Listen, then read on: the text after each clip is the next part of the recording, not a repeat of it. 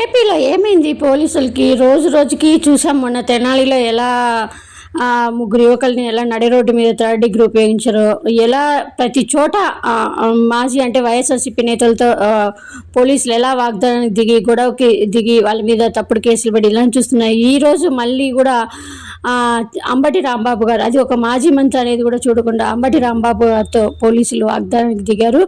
ఒక మాజీ మంత్రి అనేది కూడా చూడకుండా ఏళ్ళు చూపిస్తూ చాలా పోలీసులు మాజీ మంత్రి అంబటి రాంబాబుతో గొడవకి దిగారు. మరి చూడాలి దీనిపైన అంబటి రాంబాబు గారు ఎలా